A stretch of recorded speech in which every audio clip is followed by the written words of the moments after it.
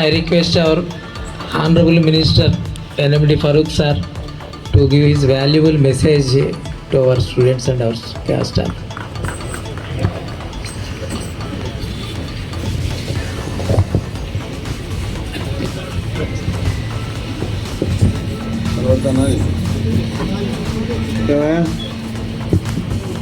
Permission అటు రమ్మంటే వస్తా, ఇటు రమ్మంటే వస్తా. మీరే కదా గైడ్స్ మాకు.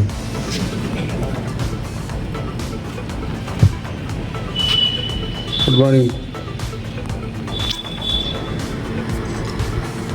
గౌరవనీయులు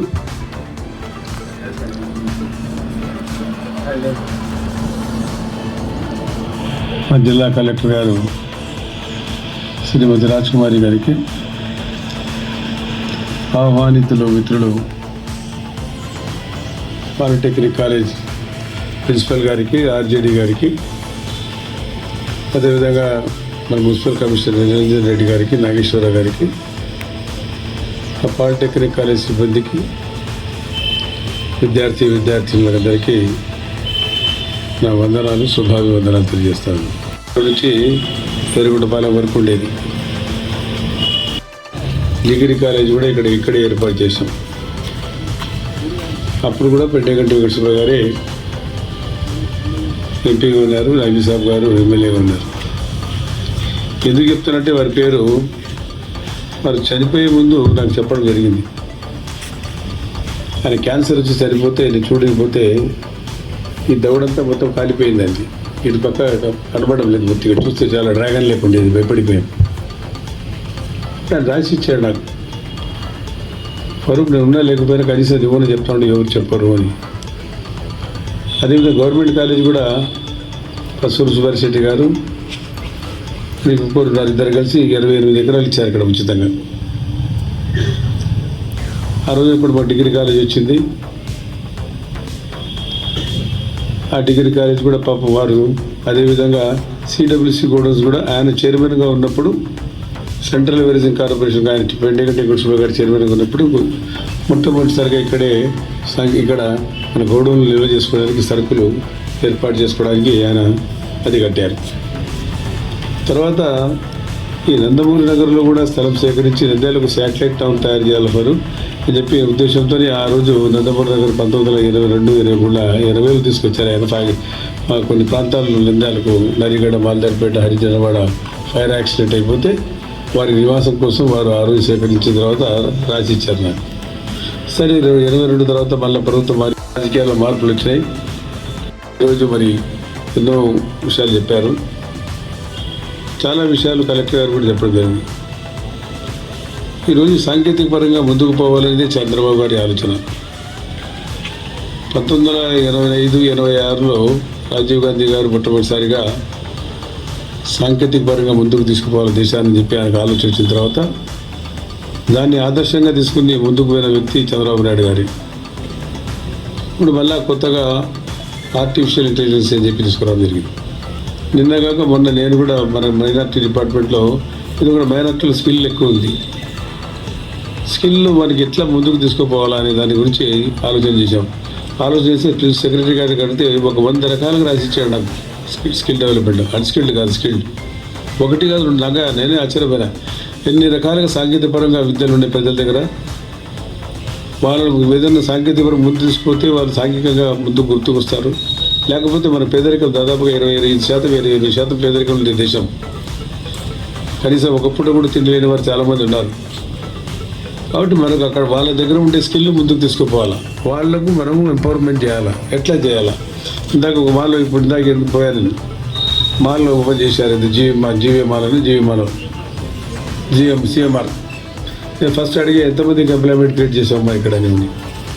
దాదాపు 300 మంది ఇక్కడ ఆడబిడ్డలకు వాళ్ళకే కాకుండా బౌన్సర్లతో కలుపుకొని దాదాపు 300 మంది పైగా చెరుకు మందికి ఉపాధి కలిగిస్తున్నాం సార్ అని. సంతోషం, అది మనకు కావాల్సి. మనం పేద దేశంలో ప్రజలకు ఉపాధి కలిగాల. వాళ్ళకు ఉపాధి కలిగాలంటే సాంకేతిక పరమైన విద్య వాళ్ళలో ఉంది. ఇందాక చూసాం, డెమో చేశారు, పిల్లలంతా బ్రహ్మాండం చేశారు. ఆ డెమోని కొంతమంది కొంత లేటెస్ట్గా ఉన్నాయి. దాన్ని ఒక యాప్గా తయారు చేసి దేశానికి మీరు ఆదర్శవంతంగా లేవాలా, చేయాల్సిన అవసరం ఉంది. కాబట్టి ఆ విద్యలో ఉండే ఎందుకంటే నేను మీరు ఎందుకంటే సాంకేతిక విధంగా రావాలంటే ఒక పిక్చర్ ఇచ్చారు, స్లమ్ డాగ్ మిలియనియర్ అని చెప్పి. స్లమ్ డాగ్ మిలియనియర్ ఏంటిది, స్లమ్ ఏరియాలో ఉండే వాళ్ళకి ఎవరు కూడా నాట్యం, డ్యాన్సులు, పాటలు నేర్పారు. వాళ్ళంతా వాళ్ళకే వాళ్ళకు పాడుకుంటుంటే వాళ్ళకి ఉండే సంగీతం వస్తుంది. మీరు ఇప్పుడు కానీ మన బ్యాక్వర్డ్ ఏరియాలో కానీ స్లమ్ ఏరియాలో పోతే వాళ్ళు చేసే విన్యాసాలు చూసి ఆశ్చర్యపోతాం. ఎవరు నేర్పించున్నారు వాళ్ళకంతా వాళ్ళ దగ్గర ఆ టెక్నాలజీ ఉంది. కాబట్టి పేదరికంలో ఉండే వారి దగ్గర ఉండి కూడా సాంకేతికమైన విద్యను ముందుకు తీసుకుపోవాలి. దాన్ని ఆదర్శవంతంగా తీసుకొని నేను అడిగాను, మన డిపార్ట్మెంట్ నుంచి మైనార్టీ నుంచి ఏం చేయాలంటే చాలా ఉన్నాయి. చాలా ఏ రకంగా మేము కూడా మున్సిపల్ అడ్మినిస్ట్రేషన్లో ఉన్నప్పుడు చాలా విదేశాలు పోయాం. మరి ముఖ్యంగా ఈజిప్ట్ పోయినప్పుడు అడిగాం, ఇక్కడంతా అంతా ఇసుక తీస్తారు, మీరు ఇసుక రేట్లు మీరు ఫౌండేషన్ ఇస్తారు అని. ఫౌండేషన్ ఇసుకలు వేయాలంటే అది ఒక టెక్నాలజీ ఉంది. మేము పిల్లలతో దాదాపుగా ఇప్పుడు మీరందరూ ఇక్కడ చాలామంది వయసులో ఉండేవారు ఉన్నారు కానీ మా వయసులో చాలా తక్కువ ఉంటారు. అప్పుడు ఒకటే డాక్టర్ ఉండేవాడు అన్ని రోగాలు కూడా. ఇప్పుడు ప్రతి ఒక్క రోగానికి కూడా ఒక డాక్టర్ వచ్చేసాడు. అంటే ఎన్ని రకాల డాక్టర్ వచ్చారు నేను చెప్పాల్సిన అవసరం లే. మేము ఉన్నప్పుడు ఇక్కడ ఎంబీబీఎస్ డాక్టర్ ఒకటే ఆయన రామ్మోహన్ రావు చెప్పి లేకుంటే రాజగోపాల్ రెడ్డి గారు ఉన్నారు. ఇప్పుడు అన్ని రోగాలకు ఆయన చూసేవాడు. బట్ ఆ రకంగా టెక్నాలజీ పెరిగిపోయింది. ఒక వెహికల్ కూడా తీసుకోకపోతే చూస్తూ ఉన్నారు. ఇప్పుడు వెహికల్ ఎంతమంది ఉన్నారని మెకానిక్ అనేది కూడా ఒకటే ఉన్నాడు. దాన్ని విడదీసామంతా. మన ఎనర్జీ మనకు కావాలా. నేను ఫ్రాంక్ఫర్ట్ పోయినప్పుడు అడిగా పిల్లలకి ఏం కావాలని. వాళ్ళు మాకు డాక్టర్లు వద్దు, ఇంజనీర్లు వద్దు, మాకు ప్లంబర్ చేసేవాళ్ళు కావాలా, అదేవిధంగా మాకు కరెంటు పని చేసేవాళ్ళు కావాలా, డ్రైవర్లు కావాలని అడిగినారు. మాకు ఏ డాక్టర్ అవసరం, మా దగ్గర బాగా ఉత్పత్తి జరగాల్సిన అవసరం లేదు. కాబట్టి సాంకేతికపరమైన విద్యను ప్రమోట్ చేయడంలో కూడా ఆ రోజు మరీ ముఖ్యంగా చంద్రబాబు నాయుడు గారు ఆశ్చర్యపోయాను. ఎందుకంటే హైదరాబాద్లో టెక్నికల్ ఇన్స్టిట్యూట్ నేను ఓపెన్ చేశాను. నిన్న క్యాబినెట్లో కూడా జరిగింది డిస్కషన్. మహిళలకు మనం ఏం చేస్తే బాగుంటుంది అని. అయితే టెక్స్టైల్ పార్క్ పెడితే బాగుంటుంది చెప్పి నేను చెప్పాను. టెక్స్టైల్ పార్క్ మనమే ఓపెన్ చేసాం గాజుల నగరంలో హైదరాబాద్లో. భారతదేశంలో కాదు ప్రపంచ దేశాల్లో ఉత్పత్తి అయ్యే గుడ్డలన్నీ బ్రాండెడ్ అన్నీ అన్నీ తయారవుతాయి. ఎవరి స్లిప్ కావాలంటే ఆ స్లిప్ తగ్గిస్తారు, వాళ్ళు తీసుకుపోతూ ఉంటారు. ఎక్కడి నుంచి ప్రొడ్యూస్ కావు, మన దగ్గర నుంచే పోతూ ఉంటాయి. నేను దాదాపు ఈ గ్రౌండ్ కంటే 2 అంతలు ఉంది. అక్కడ లేటెస్ట్ మిషనరీ ఉంది, స్వింగ్ మిషన్స్. నేను ఆశ్చర్యపోయాను. అంత ఆ రోజుల్లో నేను అడిగితే దాదాపు 2,000 కోటి 2 లక్షల రూపాయలు ఎత్తున్నారు. ఆ బ్రాండెడ్ కంపెనీలతో వాళ్ళు సప్లై చేస్తారు. వాళ్ళ గుడ్డలను అప్పటి నుంచి కుడతారు. దాని పేరు బ్రాండెడ్ వేసుకుంటారు. మనం దాని మీద భోజనం మనకు ఈ బ్రాండెడ్స్ మనం కుదురుతున్నామని చెప్పి దాని కంపెనీని బట్టి దాని రేట్లు పడ్డాయి. కాబట్టి అది బాగుంటుంది సార్ చెప్పాను. ఆ టెక్నాలజీ చూసి నేను మున్సిపల్ అడ్మినిస్ట్రేషన్ డిపార్ట్మెంట్ నుంచి పోయాము, మేమంతా పోయి చూసాం ఆ రోజు. కాబట్టి మనం కూడా ఇక్కడ టెక్స్టైల్ పార్క్ ఏర్పాటు చేయాలి, లెదర్ పార్కు, ఇవన్నీ ఉన్నాయి. మనమే ఇచ్చాము, చంద్రబాబు నాయుడు గారి నుండి ఇప్పుడు ఇచ్చాము. మన అదే విధంగా మీకు హైదరాబాద్ స్కిల్ డెవలప్మెంట్ కోసం కూడా మనం ఏం తప్పే రావడం లేదు. నాకు 2099-98లో దాని ఒకటే అక్కడ మొత్తం ఎన్ని రకాలు కావాలో శిక్షణా శిబిరాలు ఏర్పాటు చేశామా. మొత్తం ప్రపంచం మొత్తం ఉన్నారు, దాదాపు 10-12 లక్షల మంది ఉన్నారు అనుకుంటారు విదేశాల్లో స్కిల్ వర్క్ చేసేటోళ్ళే. వాళ్ళు అడిగినారు ఫలానా పనికి మనకు పిల్లలు కావాలి, అటువంటి వాళ్ళకి మీరు ప్రొడ్యూస్ చేయండి, మాకు మేము జాబ్ క్రియేట్ చేస్తాం మీకు అందరికి చెప్తేనే మేము ఆర్డర్ పెట్టాము. అటువంటి కార్యక్రమాలు చేయాలి, అవసరాలు మనకు ఇప్పుడు. లేకపోతే ఎట్లయితాయి? ఎక్కడి నుంచి సంపద? జీడిపి ఎంత చెప్పారు మేడం గారు. మన జీడిపి ఎంత ఉందమ్మా? మనం ఎక్కడ అచీవ్ చేయాలో $3 ట్రిలియన్ పోవాలంటున్నాం మనం. 1 కాదు 2 కాదు, అంటే 300 లక్షల కోట్లు మన రాష్ట్రం నుంచి సంపద ఉండాలా. 2027 కానీ చెప్తా ఉన్నాం. దేశ సంపద కాదు. మన జీడిపి రావాలంటే ఏం చేయాలా? ప్రొడక్టివిటీ పెరగాల, చిన్న ఇండస్ట్రీస్ రావాలా, అగ్రికల్చర్ బేస్డ్ ఇండస్ట్రీస్ కంప్లీట్గా మనకు ఉండే ఇండస్ట్రీలు ఉండేవి కూడా పోయినాయి. అగ్రికల్చర్ బాగుండే మన ఏరియాలో అగ్రికల్చర్ ఇండస్ట్రీస్ బాగుంటాయని చెప్పి స్పిన్నింగ్ మీద భయపడింది. అదేవిధంగా షుగర్ ఫ్యాక్టరీ పోయింది, ఆయిల్ ఫ్యాక్టరీ ఉండేది కరోనా, అది ఆయిల్ ఫ్యాక్టరీలు మూతపడినాయి. అగ్రికల్చర్ బేస్డ్ ఇండస్ట్రీ రాకపోతే ఎట్లా?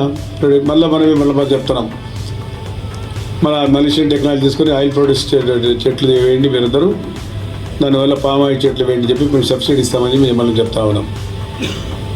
ఈ రకంగా మనం ఉత్పత్తి చేయడంలో ముందు ఉండాల్సింది అని చాలా వెనుకబడిపోయాం. ప్రభుత్వాలు వచ్చిన తర్వాత ఒక ప్రభుత్వం ఇందాక చెప్పారు, 25% లెస్ వర్క్ చేసిన వాళ్ళన్నీ క్యాన్సిల్ చేశారు. 2018లో కొన్ని కోట్ల రూపాయలు ఇచ్చాం, అవన్నీ పోయినాయి. ఇదే కాదు, చాలా మంది నేను చదవదలుచుకుంటే ఇచ్చినవన్నీ పోయినాయి. మళ్ళీ ఇప్పుడు నేను మొన్న ఇదే కాదు మన డిపార్ట్మెంట్ కూడా అడిగాను. అడిగితే మళ్ళీ రివైజ్ ఎస్టిమేట్ చేసి పంపిస్తే ఇస్తాము అని. రివైజ్ ఎస్టిమేట్ ఇచ్చేవానికి ఏమైనా డబ్బులు ఎక్కడ ఉన్నాయి? కలెక్టర్ గారి దగ్గర ఏమైనా డబ్బులు ఉన్నాయా? ఎందుకంటే జనరల్గా కలెక్టర్ గారి అడ్మినిస్ట్రేషన్కు రాష్ట్రం నుంచి డబ్బులు ప్రతి కలెక్టర్కే పోతాయి అన్ని పద్ధతుల కింద. లేవు డబ్బులు. ఇప్పుడు మళ్ళీ మీరు అడుగుతా ఉన్నారు 23.5% పోతే కూడా మనకు వర్క్ క్యాన్సిల్ అయిపోయింది అని చెప్పి మళ్ళీ గవర్నమెంట్ పోవాలా? డిపార్ట్మెంటల్గా మేడం చెప్తామన్నారు కలెక్టర్ గారు, మరి బ్యాచ్మెంట్ వారు మళ్ళీ మన ప్రిన్సిపల్ సెక్రటరీకి మంత్రి గారికి పోవాలా? మంత్రి గారు మళ్ళీ బడ్జెట్ చూసి ఫైనాన్స్ లేదంటారు. ఈ సమయం ఉదయం షాజీ ఖాన్ అవి పేపర్ ఇచ్చారు, ఫరూక్ గారు 3 కోట్లు ఇచ్చారు సరే, రాష్ట్రంలో ఉండేటోళ్ళంతా ఫోన్ చేశాను నాకు, మాకు ఏ న్యూ జనార్దన్ రెడ్డి తీసుకుంటే ఎట్లా, మా పరిస్థితి ఏమి అని. వాస్తవమే, మరి ఎప్పుడెప్పుడు అదే తీసి ఉంటే బతికి మిగిలితే వచ్చాను నేను. ప్రతి మినిస్టర్ గారు ఫోన్ చేస్తాను, ఆ ఇండస్ట్రీస్ వస్తాయి లేదా వస్తాయి, ముందు మాకు ఇవ్వండి, మా ప్రజలు మన పని చేయాలి అని చెప్పి. డబ్బులు ఉండే డబ్బులన్నీ అనేకరతం అయిపోయినాయి. కొన్ని డిపార్ట్మెంట్లో మీకు తెలుసుకోవాలి ఉండి యూటిలైజేషన్ సర్టిఫికేట్ ఇచ్చి కూడా డబ్బులు తీసుకున్నారు, క్లియర్ చేయాలి. అది మరీ దారుణం. అప్పుడు చాలా ఉన్నాయి ఇప్పుడు చెప్పాలనుకుంటే, ఎందుకంటే ఆర్థిక ఈ ఒక సంవత్సరం వరకు చాలా ఇబ్బందికరంగా ఉంటుంది. పాలిటెక్నిక్ కాలేజ్ నిర్మాణం చేశాం, ఆ రోజు పెద్దగా చెప్పారు చాలా బిల్డింగ్లు 86 తర్వాత కట్టారు. నేను వస్తానని అడిగా, 85, 86లో నేను తీసుకొచ్చాను. అయ్యన్న పాత్రుడు గారు టెక్నికల్ ఎడ్యుకేషన్ మినిస్టర్ ఉన్నప్పుడు ఖాళీద్ అన్సారీ గారు ప్రిన్సిపల్ సెక్రటరీ గారు, వాళ్ళు కూడా వచ్చారు. పాప చాలా పెద్ద మనిషి, శంకరన్ వాళ్ళ బ్యాచ్. మేము వచ్చాము, వీటికి విజిట్ చేశాం. నేను అడిగా మా పాత జ్ఞాపకాలు ఇక్కడ ఏమైనా ఉన్నాయంటే ఏమీ లేవు ఇక్కడ, అంటే దాదాపు 40 సంవత్సరాలు కావస్తూ ఉంది. అప్పుడు ఇచ్చిందే. తర్వాత నేను హయ్యర్ ఎడ్యుకేషన్ మినిస్టర్ అయిన తర్వాత మళ్ళీ గవర్నమెంట్ కాలేజ్ షిఫ్ట్ చేసి ఇక్కడ నుంచి బాయ్స్ కాలేజ్ జూనియర్ కాలేజ్ అక్కడ పెట్టి లోపల మళ్ళీ బిల్డింగ్స్ కావాలని అడిగితే బిల్డింగ్స్ ఇచ్చాం. మినిస్టర్ కాబట్టి మీకు ఆపర్చునిటీ ఉంటుంది, వేరే మినిస్టర్లో ఐఏఎస్ ఆఫీసర్ కూడా మనకు ర్యాపోర్ట్ ఉంది కాబట్టి మనం చేసుకోవచ్చు. కానీ ఇప్పుడు ఫైనాన్షియల్ కన్సెస్ చాలా ఇబ్బందులు ఉన్నాయి. కాబట్టి మనం చూద్దాం, ఈ బడ్జెట్ కదా మార్చిన తర్వాత ఏదైనా బడ్జెట్ వస్తే మీరు అడిగారు, దానికి ఎక్స్ట్రా బిల్డింగ్స్ కావాలి అవసరాలు ఉన్నాయి మనకు. ఇదే కాదు, ప్రతి డిపార్ట్మెంట్ కూడా అవసరాలు ఉన్నాయి. లేవు, ఇప్పుడు చూస్తూ ఉన్నారు మీరు ప్రతిరోజు డబ్బులన్నీ కంప్లీట్గా లేవు, జీరో అయిపోయినాయి. అప్పులు చేయాల్సి వచ్చింది. కేంద్ర ప్రభుత్వం ఏమైనా ఇస్తే ఉదారంగా ఇస్తామంటే వాళ్ళు కూడా ఐదు అప్పులు ఇచ్చినట్టు విధాలు కానీ ఉదారంగా వచ్చినట్టు కనబడలేదు నాకు కూడా. ఆ రకంగా ఉంది. దాన్ని మనం అప్పులు 1 లక్షల కోట్లు 10 లక్షల కోట్లు అప్పు కట్టాలా, వడ్డీ ఎంత కట్టాలా? అసలు 11-12% కూడా వడ్డీ తీసుకున్నారు. అది ఎంత దారుణం ఉంది. ప్రజల సొమ్మును 12% వడ్డీ తీసుకుంటే ఎట్లా తీరుస్తాము? 1-2 లక్షల కోట్ల రూపాయలు, 10 లక్షల అప్పు ఉంది. ప్రిన్సిపల్ అమౌంట్ కట్టాలా, ఇంట్రెస్ట్ కట్టాలా? ఎట్లా కడతాము? దాన్ని కట్టి మళ్ళీ మన జీతభత్యాలు ఇవ్వాలా, కరెక్ట్ 1వ తేదీ పెన్షన్స్ ఇవ్వాలా, 70,000 కోట్ల రూపాయలు సంక్షేమ కార్యక్రమాలు పోతూ ఉన్నాయి ఉండే బడ్జెట్లో. మిగతావి మన డెవలప్మెంట్కు ఇంప్లిమెంట్ చేసుకోవాలా? కానీ మనం ఆలోచించుకోవాల్సిన అవసరం ఉంది. కాబట్టి పిల్లలు డెమో ఇచ్చారు. మనలో ఎథిక్స్ ఉండాలా, మనలో మారల్స్ లేకపోతే మనం ఏం చేయలేము. ఎందుకంటే ఇందాక పేపర్లు చూసి నితిన్ గడ్కరీ గారు చెప్పారు, 160,000 మంది సంవత్సరానికి యాక్సిడెంట్లు చచ్చిపోతున్నారని. అంటే ఎందుకు చనిపోతున్నారంటే డిసిప్లిన్ లేకుండా, డిసిప్లిన్ లేదు కాబట్టి దీన్ని సరిపోతారు. ఎవరి కారకులు? ఇప్పుడు ఆ రోడ్డు వాడు ఎక్స్ట్రా అంటే వాడు సూసైడ్ చేసుకుంటే దీనికి కారణం ఎవరు? ఇందాకలో చూపించారు, అవేర్నెస్గా చూపిస్తారు. ఇప్పటికే టెక్నాలజీ ఉంది, రెడ్ లైట్లు వేస్తున్నారు, ఎవరు నిలబడుతున్నారు. మినిస్టర్ కారు రెడ్ లైట్లు కూడా పోతాడు, ఇంకా స్పీడ్ ఆయన కారు వెంబడి స్పీడ్లో పోతామంటారు, అది యాక్సిడెంట్ అయిపోతుంది. ఇవన్నీ సమస్యలు ఉన్నాయి. కాబట్టి పాలిటెక్నిక్ కాలేజ్ ఆ రోజు పిల్లప్పుడు మేము ఇక్కడే ఆడుకుంటున్నాం. స్పోర్ట్స్ కోస్టల్ ఏరియా అని చెప్పుగా పిల్లలు వచ్చేటోళ్ళు ఆ రోజుల్లో. వాళ్ళంతా అది కబడ్డీ ఆడేవాళ్ళు, లేకపోతే వాలీబాల్ ఆడేవాళ్ళు. మనమంతా హాకీ, ఫుట్బాల్ ఆడేవాళ్ళం. ఇక్కడ ఇదే గ్రౌండ్ ఆడేవాళ్ళం. కానీ ఆ రోజుకి ఈ రోజు పోయినాయి. ఇట్లా రోడ్డుకు సగం పోయింది, మళ్ళీ కొంతవరకు గవర్నమెంట్ కాలేజ్ పోయింది, మిగిలింది. మహానుభావులు ఇచ్చిన వాళ్ళకు మనం ఇద్దరు ఎప్పుడైనా కానీ శ్రద్ధాంజలి కట్టించాం. అవసరం వాళ్ళకు కూడా ఉంది. మళ్ళీ లేకపోతే ఎవరు సార్ ఇవి ఎవరు ఇవ్వాలా? ఎవరు కూడా దాతలు రావాలి కదా. ఇప్పుడు ఏమైపోయింది?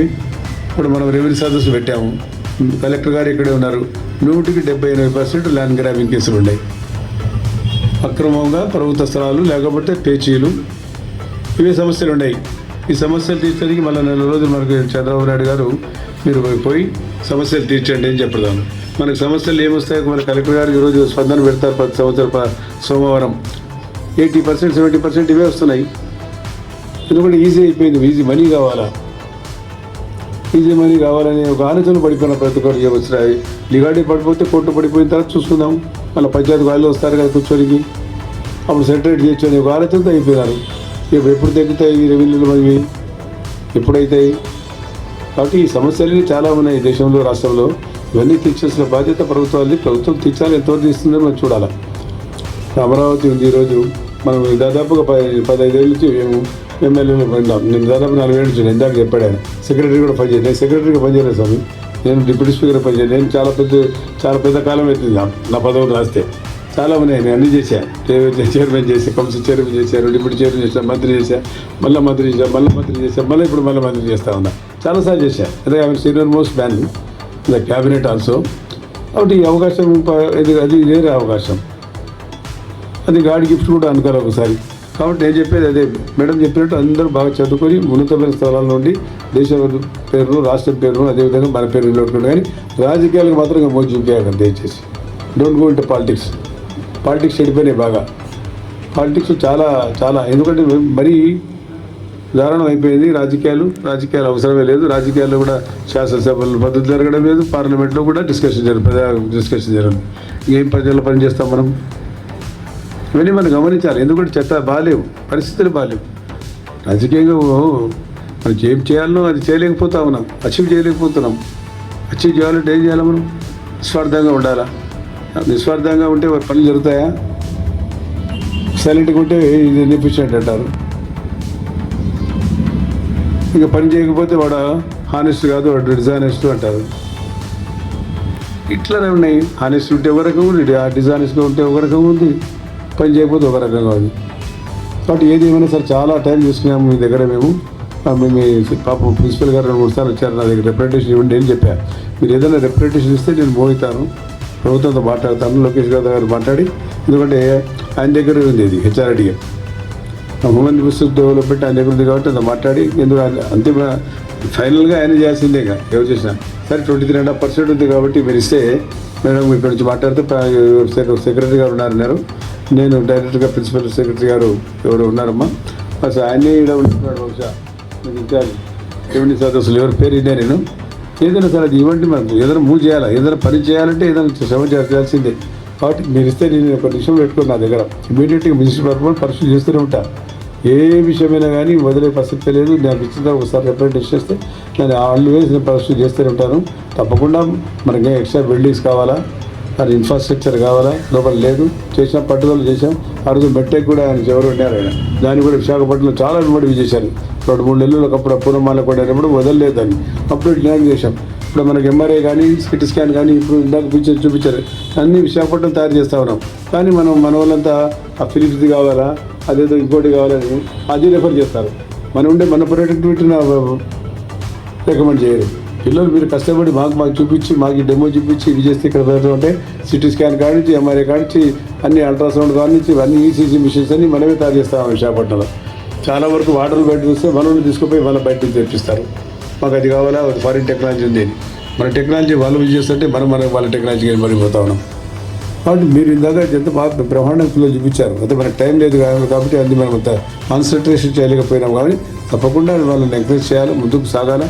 మన పిల్లోడు కూడా చెప్పారు ఇందాక, అతను సన్మానించాలా చెప్పారు. ఇస్రోలో ఇక్కడ చెప్పారు సార్ మీరు దగ్గర మన ఎందాల పిల్లోడు ఇస్రోలోనా ఎక్కడ సెకండ్ చంద్రయాన్లో ఉన్నాడని. మరి ఆయన సన్మానిస్తే మన ఎందాల పిల్లోడు మీ కాలేజ్ చదివినట్టు మీ గౌరవం, మా గౌరవం, మా ప్రాంతానికి గౌరవం. అప్పుడు పని చేయాలి మనం. అదేదో ఎంకరేజ్ చేస్తేనే ప్రజలకు చెప్తా ఉంటే తెలిసేది, చెప్పకుండా తెలియదు. అది కూడా మీరు ఏం చెప్తా పోతుంటేనే మనమే కాదు దేశమే, అన్ని ప్రపంచ దేశాలు కూడా జరుగుతూ ఉంటాయి. దాని ఇంపాక్ట్ ఉంటుంది జనరల్గా. ఎందుకంటే 1962లో ఒక వారు జరిగినప్పుడు నెహ్రూ గారు పిలిచి సినిమా యాక్టర్లు చెప్పినారు, ఒక మంచి సినిమా తిండి మన దగ్గర దేశం మన దగ్గర చైనాతో కొట్టాడు, సంపద మన దగ్గర లేదు అంటే తీస్తే అప్పుడు ఆ పిక్చర్ తీశారు, లీడర్ని పిక్చర్ తీశారు. సార్ కటా సక్తే హై లేకిన్ సార్ చుగా సక్తే నేను పాటను పెట్టి ప్రజలు ఇంప్రెస్ చేశారు. మీకు తెలుసు కదా అందరికీ. లాల్ బహదూర్ శాస్త్రి గారు అని చెప్పారు కదా, జవాన్ 2 ఆయన స్లోగన్ ఏమున్నది, మనోజ్ కుమార్ని పిలిపించి ఏం చెప్పాడు ఆయన, ప్రజలకు మంచి సందేశం సినిమా తీయమన్నారు. అప్పుడు ఆయన జై జవాన్ జై కిసాన్ చెప్పేసాను. ఆ సినిమాలో ఉప్పారు సినిమా అదే కదా కాన్సెప్ట్. కాబట్టి మీరు చెప్తా ఉంటే తెలిసేది, చెప్పకపోతే ఎవరు పట్టుకుంటారు. మాకు చెప్పలేము, మీరు చెప్తే మీరు మన ప్రాంతం మన చదువుకున్నాడు గౌరవం చెప్పుకుంటాడు, ఇక్కడ చదివాను మనకు కావాలని ఇంట్రెస్ట్ అంతే, వేరే. కాబట్టి చాలా సంతోషం. మళ్ళీ ఈరోజు ఈ కార్యక్రమంలో మాకు అవకాశం కలిగించారు. చాలా విషయాలు ఉన్నాయి విద్యార్థుల గురించి. ఎందుకంటే నేను చెప్పింది అదే, రాజకీయాలు రావండి, రాజకీయాలు రాకుండా పిల్లలు నవ్వుతారు, కరెక్ట్ అని దానికి అర్థం. నేను కూడా పొరపాటున వచ్చిన అనుకున్నా, కానీ ఏదో వచ్చినా మీకు తప్పని పరిస్థితి అయింది. దాదాపు 4 ఏళ్ళు అయిపోయింది. కాబట్టి మున్సిపల్ కౌన్సిలర్గా ఉంటూ మళ్ళీ రోజు స్థాయి 80 నుంచి 84, 19 గాడ్ బ్లెస్ మీ అందరి ఆశీస్సులు. కాబట్టి మీ అందరి విషెస్ కాబట్టి ఈరోజు ఇంతవరకు ఉన్నాం.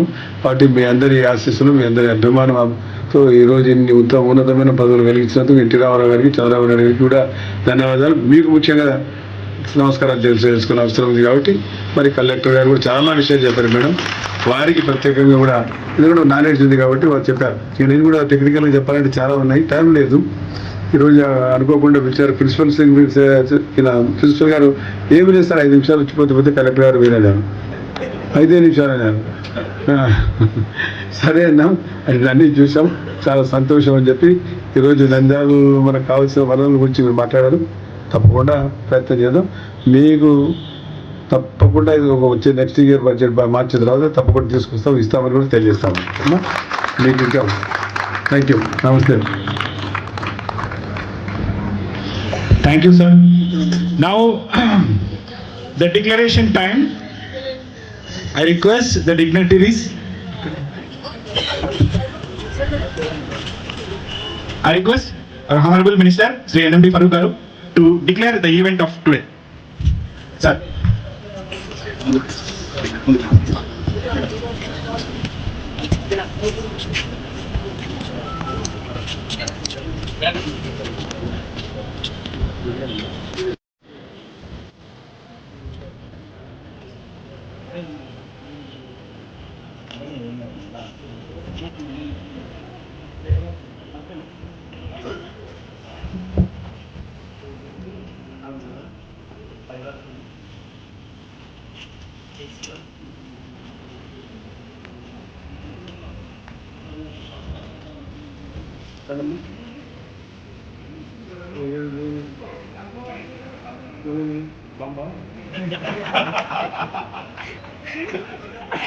Sir, it's a science project. I declare the regional level Polytechnic Field 2004-2025 is open. Give a round of applause. All of you, please stand up. Now we'll, as this is the Polytech Fest, we inaugurate this event technically. I request Sivakumar. So these are ignited with a remote control.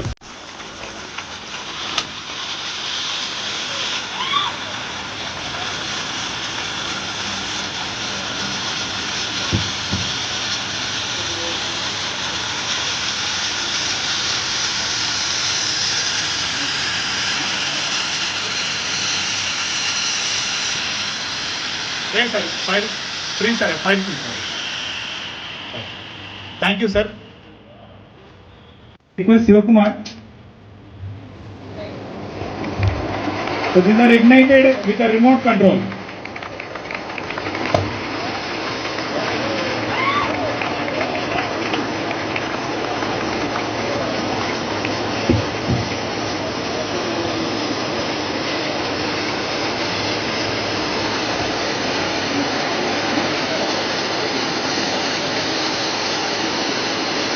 Yes, sir. File. Free, sir. File. Thank you, sir. Our RGD to honor our minister with a memento and a shawl. Give a round of applause.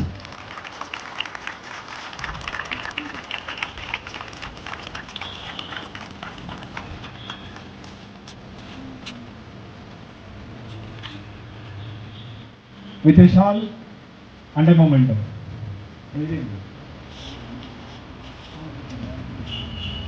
Give a round of applause.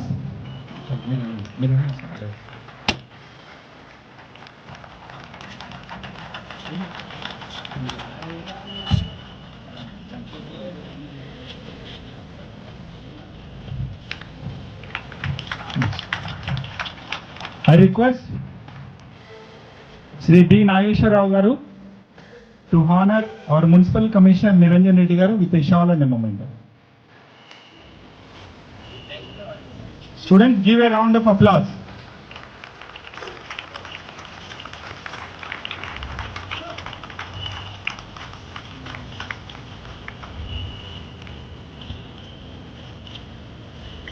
Thank you, sir.